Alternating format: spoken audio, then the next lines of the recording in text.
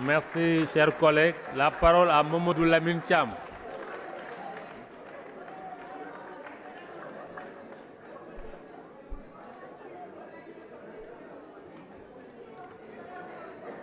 Birame Souleye, le suivant.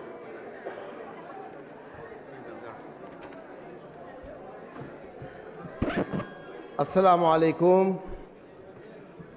Je voudrais, Monsieur le Président, je voudrais d'abord saluer Monsieur le ministre du Commerce et l'ensemble de ses collaborateurs qui l'accompagnent. Saluer Monsieur le ministre des Finances et du Budget et le ministre chargé des relations avec les assemblées. Je voudrais, Monsieur le ministre, comme je l'avais dit en commission, je vous avais dit que je vous ai suivi à l'urbanisme et je vous avais dit que la témérité avec laquelle vous y avez travaillé, si vous continuez avec, je pense que vous pourrez faire des résultats au niveau de ce ministère. Mais, Monsieur le ministre, il y a des problèmes. C'est le problème de l'inflation, c'est le problème de la baisse des prix. L'ensemble des collègues qui en ont parlé ont montré les difficultés que nous retrouvons, que les populations retrouvent dans l'ensemble des quartiers.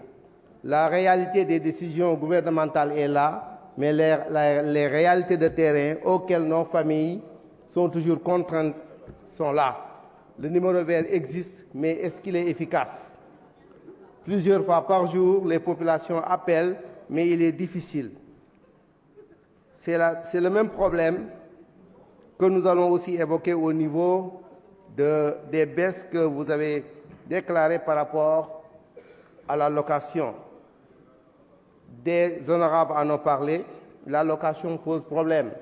Les bailleurs se plaignent d'avoir contracté des dettes auprès des banques et que unilatéralement le gouvernement veuille prendre des mesures de rabais des dettes, des prix, sans leur dire à quel sein ils devront se vouer. Je pense qu'il y a là quelque chose à faire. Nous pensons, Monsieur le ministre, que contrairement à ce que disait tout de suite un collègue, ce sont des mesures conjoncturelles que vous êtes en train de prendre pour régler ces facteurs de conjoncture. Et nous pensons que vous devriez régler cela par des mesures structurelles. Les mesures structurelles, si par exemple le PRACAS avait donné de bons résultats, comme on le dit, le PNAR, le programme national aussi d'autosuffisance en riz, on aurait pu juguler beaucoup de crises aujourd'hui. Il y a des productions records dans certains domaines. Travailler à des mesures structurelles consisterait par exemple à mettre en place des structures de conservation de nos productions. Si aujourd'hui on produit beaucoup d'oignons, on produit beaucoup de pommes de terre, l'autre a parlé d'une autosuffisance en 11 mois, et qu'on ne puisse pas les conserver, là on ne peut pas juguler des crises qui arrivent. Si aujourd'hui on veut consommer local, on en produit, mais on ne peut pas le conserver. On ne le conserve pas, on ne le transforme pas. Alors, c'est là les mesures structurelles vers lesquelles nous devons aller. L'ITA a fait beaucoup de travaux.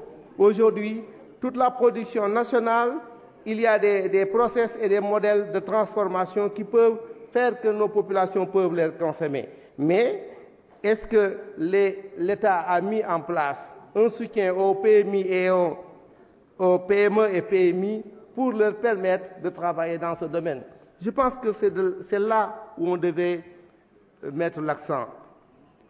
Insister à créer le maximum de PME et de PMI à vocation de transformation des produits locaux et orienter davantage la consommation nationale vers cela. Monsieur le ministre, je voulais aussi évoquer avec vous la qualité des produits que les Sénégalais consomment ou utilisent. Cela, c'est dans les matériaux de construction, les pièces détachées, les médicaments, tout est falsifié au Sénégal. C'est ça le problème, la qualité des produits que nous avons. Je pense aussi, c'est de votre ressort de veiller à cela. Les véhicules, chacun a un véhicule, dès qu'on a une part de la pièce qu'on achète, ce n'est pas une pièce sûre. Récemment, on a fait une alerte par rapport aux médicaments dans le domaine pour les vétérinaires. Il y a une entrée frauduleuse au Sénégal de faux médicaments.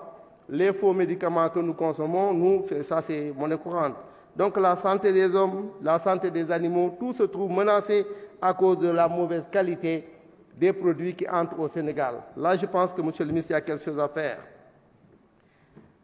Les PME, je pense que quelqu'un l'a dit, si on a 97% des entreprises du Sénégal qui sont dans l'informel, c'est un problème.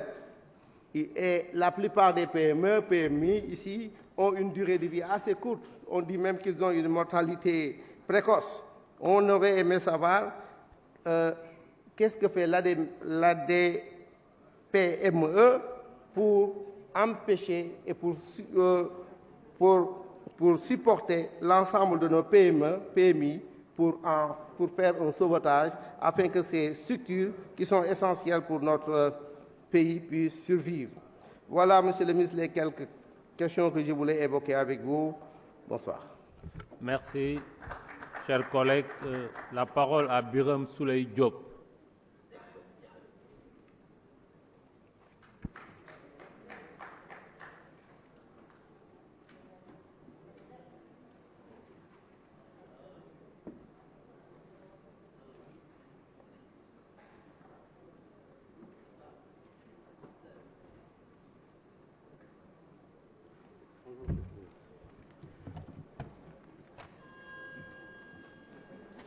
salaamaaleykum ñu ngi nuyu ñëpp di leen ziar may wax ni le 22 novembre 1956 ci lañ inauguré assemblée nationale bii ñeenti at après ku ñuy wax Léopold Sédar Senghor moo nekkoon président de la République du Sénégal 1960 ñi ngi ko votel budget bu toll ci 19 milliards moo nekkoon budget état du Sénégal en 1960 budget boobu la ko séqoon mooy li séq suñu budget bi tey muy impôt sur le revenu. Impôt sur le revenu mooy lan képp kuy liggéey ñu lay fay weer lañ lay fay am na lu ñu ciy téq ne lii la ñuy delloo ci askan wi wala boog sa liggéey